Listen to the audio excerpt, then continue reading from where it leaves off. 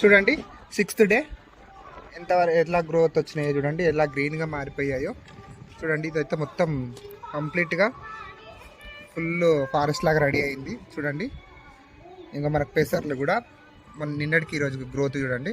ఇక మనకు harvest time వచ్చిందండి, రేపు హార్వెస్ట్ చేసుకోవచ్చు, అంటే 7th డే హార్వెస్ట్ చేసుకోవచ్చు. ఇక ఈ శనగలు చూడండి ఎంత చిన్నగా ఉన్నాయో, అయినా కానీ వేర్లు చూడండి, రూట్స్ ఎలా వచ్చినాయి, ఎంత ఫ్రెష్గా ఉన్నాయి చూడండి. రూట్స్ మనకు తెలిసిపోతుంది, వీటికి ఏమైనా డ్యామేజ్ అయినా ఈ రూట్స్ బ్లాక్ అయిపోతాయి.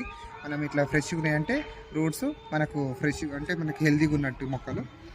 ఇంకో వీట్ గ్రాస్ చూడండి మొత్తం ఎంత మంచిగా వచ్చిందో చూసారు కదా. మన పొలంలో వచ్చినట్టు నారు వేర్లు చూడండి ఎంత ఫ్రెష్గా ఉన్నాయి, ఎంత బాగున్నాయో చూస్తున్నారు కదా. ఉలవలు కూడా చూడండి ఎంత బాగా వచ్చిందో చూడండి.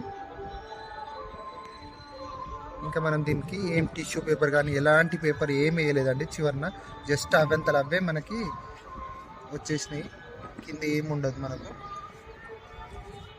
చూస్తున్నారు కదా. అలాగనే పెసర్లు కూడా అంతే అండి.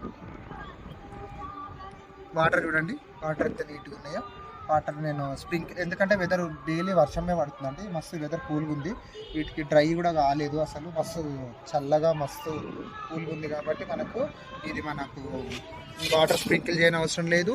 వాటర్ కూడా మనకు డర్టీ కాలేదండి. నేను ఏం చేస్తాను ఈరోజు, రేపు డైరెక్ట్ నేను వీటిని హార్వెస్ట్ చేసేస్తాను ఈరోజు, రేపు 7th డే రోజు.